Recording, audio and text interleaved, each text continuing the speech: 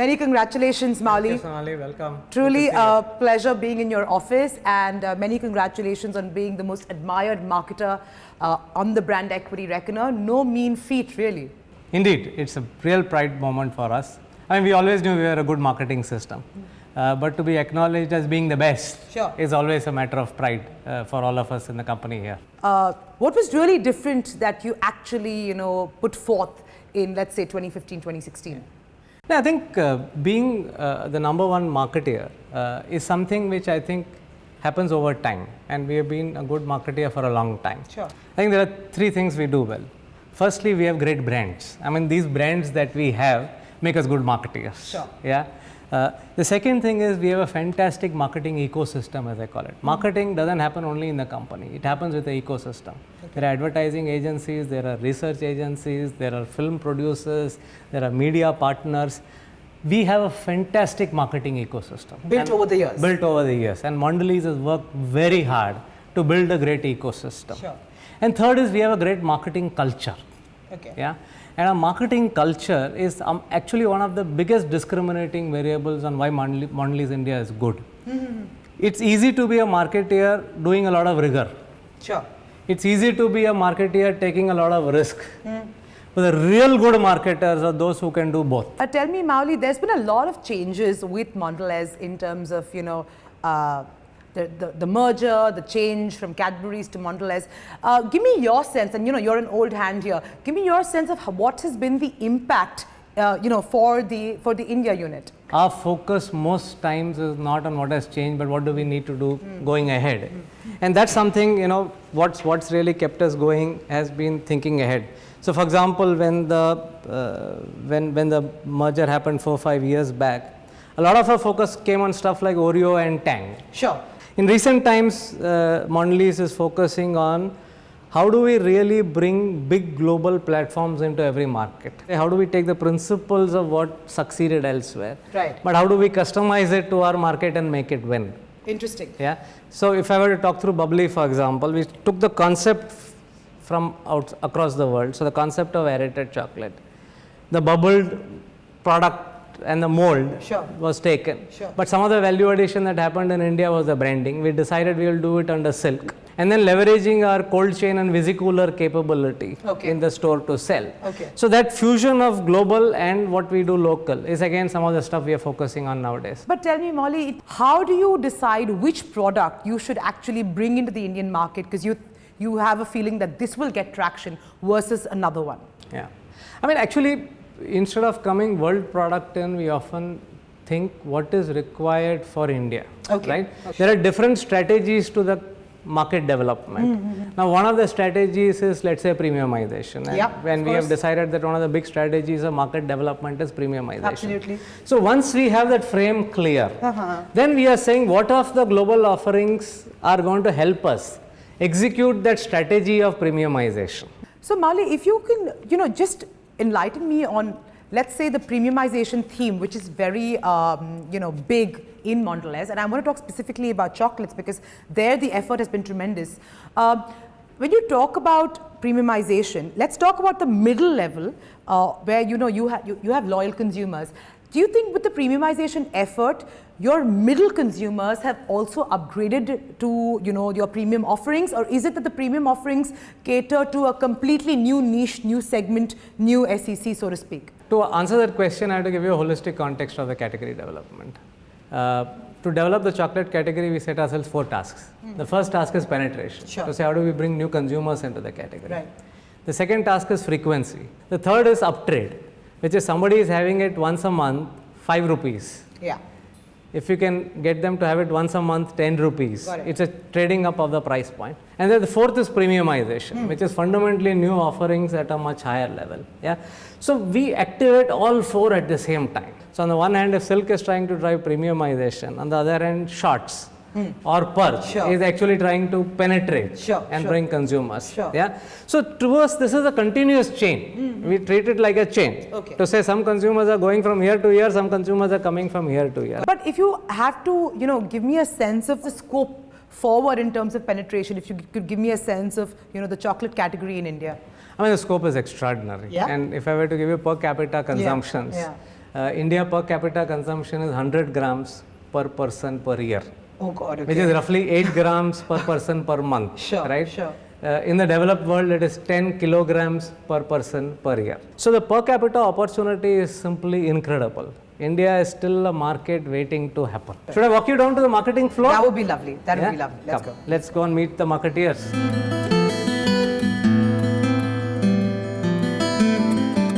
Thanks. This is the sales and marketing floor, a lot of energy and action. Wow, lovely, lovely green. Yeah, beautiful stuff. But Mali, just want to continue my chocolate conversation with you. And I really want to talk about chocolate as a category. Hi, how are you? Hi, nice to see you. Let me introduce our chief marketeer, Prashant. So I'm glad you walked in because I really want you to join in this conversation. And we're talking about chocolate, so really up your alley. So I was wanting to know why the chocolate category per se as a whole, the growth has tapered and largely because of, distribution and the fact that, it's a delicate product, and so hence it's a big barrier. How does one deal with that given the current infrastructure and ecosystem that we live in? Firstly, I would say that we have grown very aggressively even with this delicate product. Having said that, clearly there's an opportunity to say how do we deepen our distribution even with a delicate product. Yeah. And our learning has been that to deepen our distribution, we must get there into the field ourselves. And to do that, in the last 3 years, we have set up a very aggressive rural initiative. Okay. And the rural growth for us in the last 3 years has been 2x, 3x urban growth. So is that an aberration? Because I believe, and correct me if I'm wrong, that the rural bet that most marketers took didn't seem to, bear that much fruit as one envisaged, right? And so the real growth story is really coming from, urban and the premiumization story.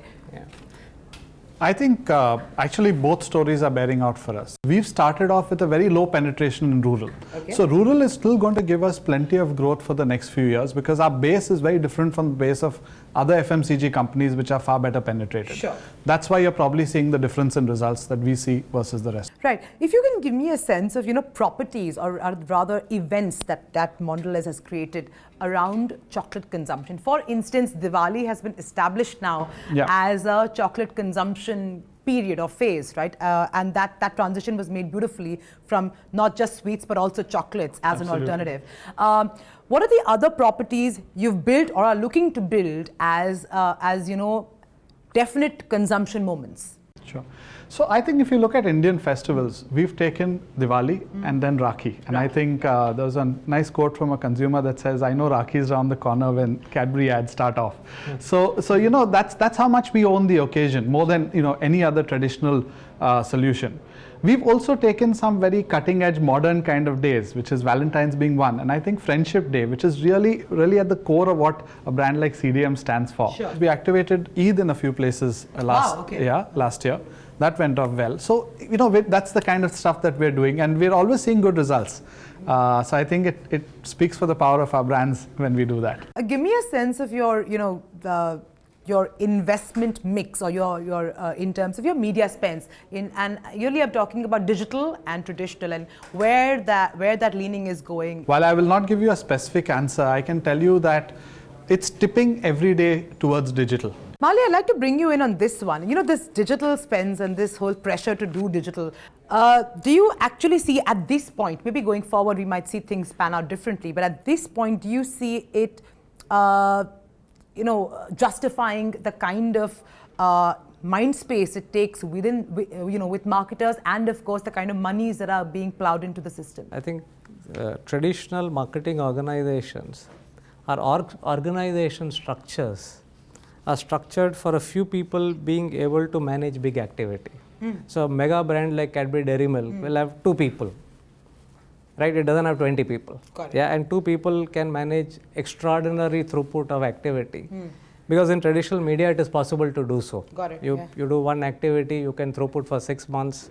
Yeah, I think the challenge of digital is that it requires a lot more activities, while our organization is still small. Got it. So I think more than the marketeer, I think the ecosystem development of digital, which can take a lot of the pressure out of the marketeer and run it the same way, is what is important for this medium to develop further. Got it. My last question on chocolate before I move on to biscuits is really, it's a question saying that you guys are category leaders, right? Market leaders when it comes to chocolate. So this question has to be posed to you and nobody else. And the question really is that why isn't that Mondelez, is innovating or has innovated in a sense where we have come up with, let's say, a chocolate that is more, temperature controlled, given the fact that it's such a big issue because of the Indian climatic conditions? I think the way I'd answer that question, first of all, is we have come out with that, and we've come out with it across multiple formats. Okay. If you look at chocolates typically across the world, they've got to be held at between 18 and 28 degrees. We've got gems, which is absolutely temperature tolerant. Okay. Our CDM and 5-star both actually can travel in ambient in India. We've launched shots, which is again very specifically to make sure that it's temperature tolerant. So other than silk, which needs visi-cooler, silk and Boneville really, which really have to be in the visi-cooler, the rest of our range is actually ambient stable. And we've done this over many years, which is why it's probably not seen as an innovation. So are you saying that this is specifically designed for the Indian environment? Absolutely. Thanks so much. Thanks so much, Yeah, Prashant. thanks. And many congratulations. Thank you so much. Cool.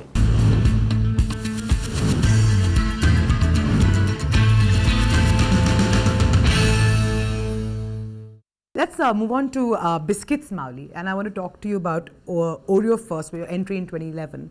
And I think that was the first move when we saw you get something from your international portfolio.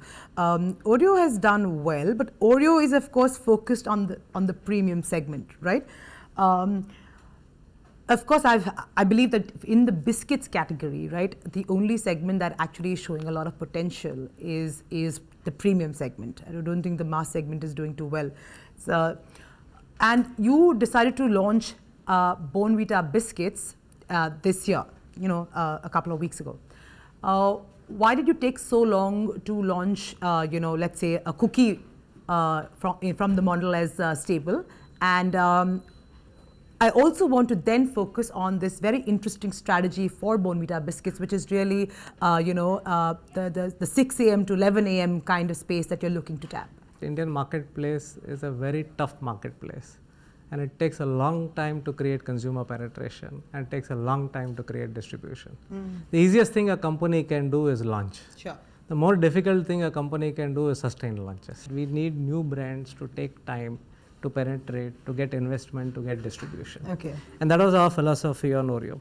And I'm really happy with what we have achieved with Oreo. The acceleration of premium started with Oreo. Okay. And I'm also very proud that Oreo is the market leader in premium biscuits. So there is some things we have achieved with Oreo, and we now feel it's the right time to make the next big step.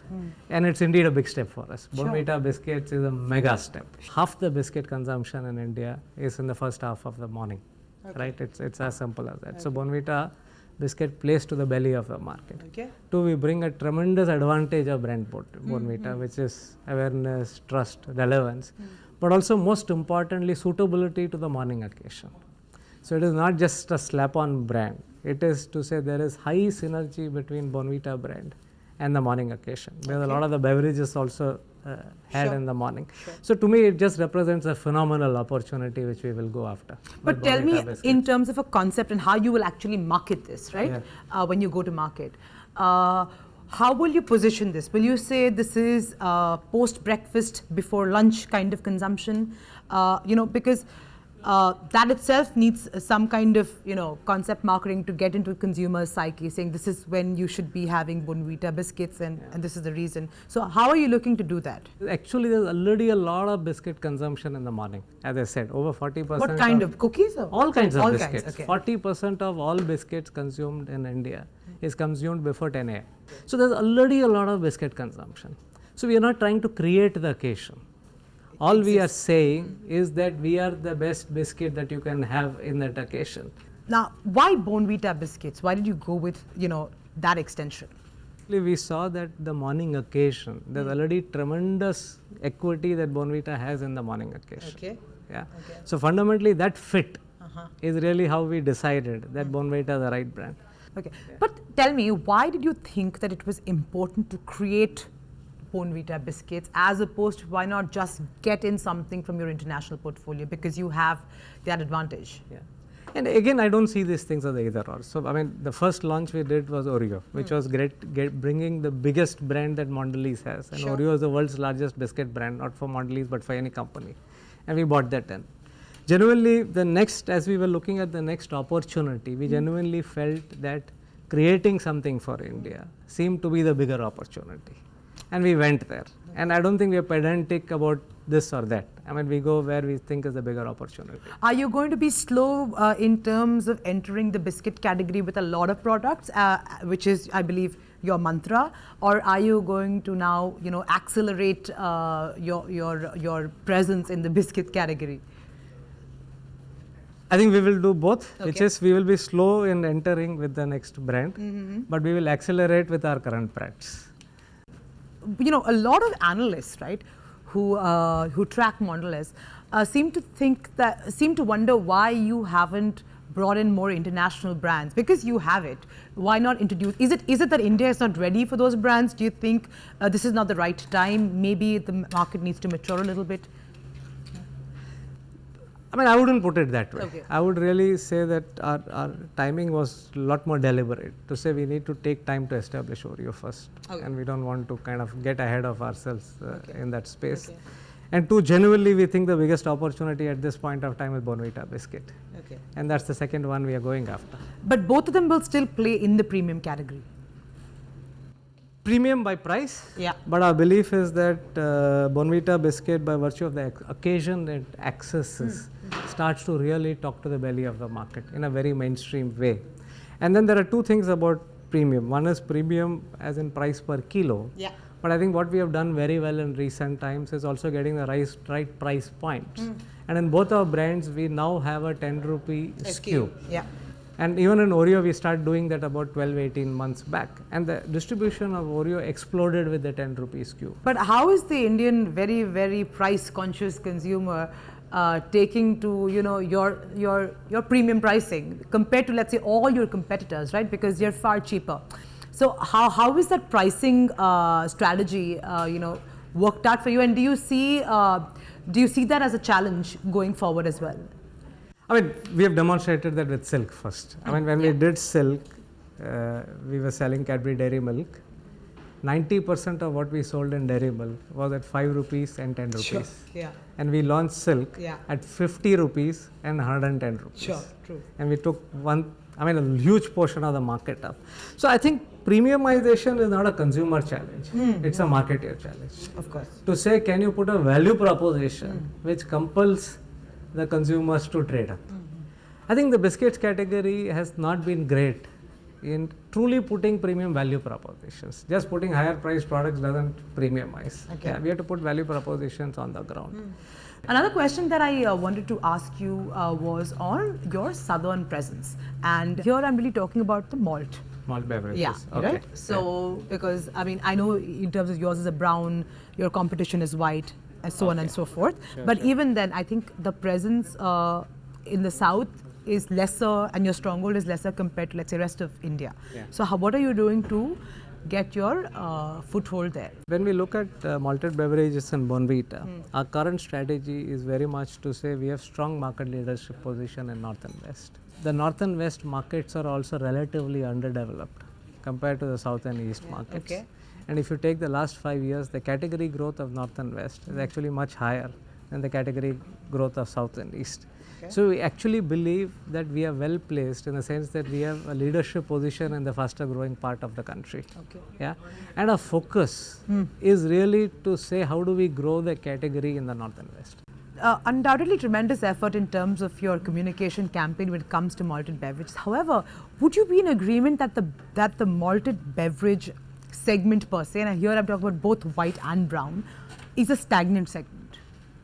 It would be incorrect to say it's stagnant, Yeah. because if you again see a 3-4 year time frame, the category has been growing and growing near double digit. And again, if you look at opportunities of consumer penetration, and the simple way we measure it is how many glasses of milk are had as plain milk versus how many glasses of milk have had something added to it. Got it. and there's a huge gap. Only Really? about 10 to 15% of glasses of milk have something added to it today. In India? In India, in the north and west, over 80% of glasses of milk are just added as glass of milk. There's nothing added to it. Okay. So there is a huge penetration opportunity, and I believe this category has tremendous potential going forward. Sure.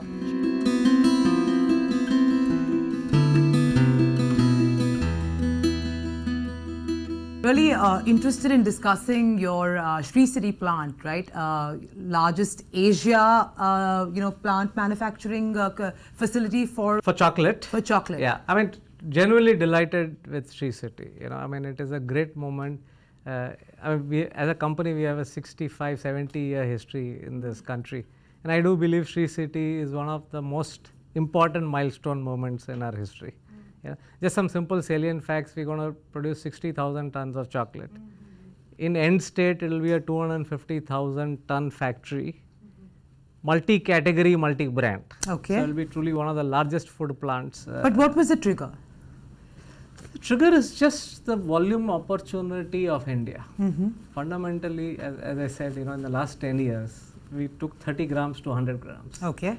Now imagine if in the next 10 years, we are able to see that kind of volume growth. So really, I think in countries like India, the thinking of Mondelez International is we got to invest ahead of the growth, right? And I think it's really intent of statement of bullishness about India and India's future. In terms of, how life will change with this whole plant, right, and your production capacity increasing significantly, how does that, if you could explain to me and my viewers, how will life change for Mondelez, let's say in the next few years, because of this plant?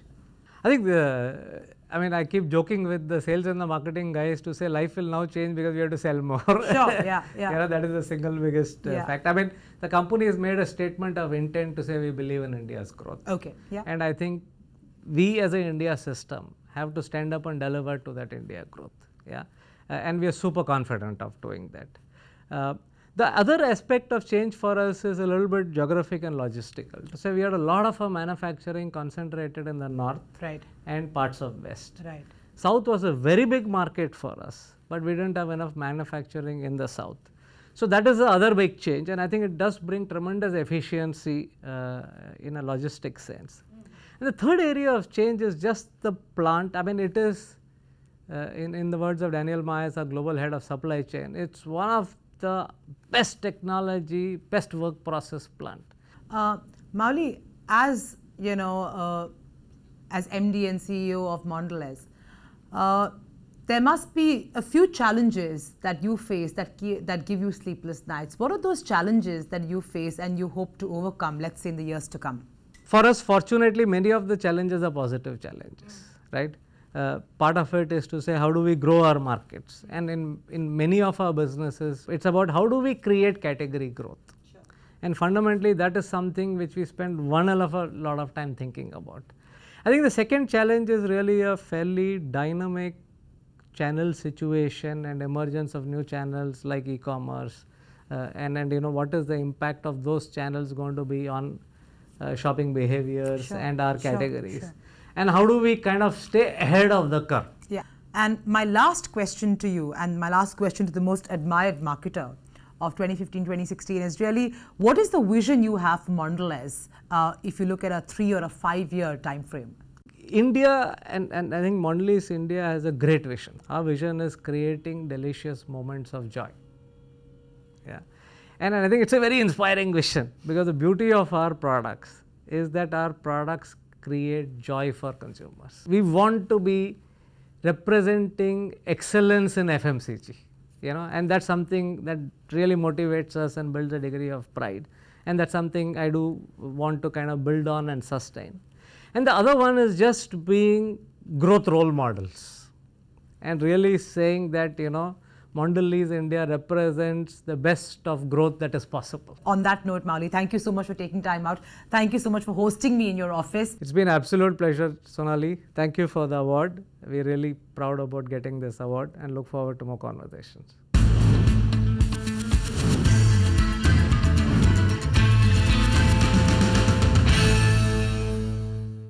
Find us on Facebook at facebook.com/ETNow and don't forget to click the like button. You can also follow us on Twitter at ETNowLive. To stay updated with all our programming, hit the subscribe button on our YouTube channel by logging on to youtube.com/user/ETNow.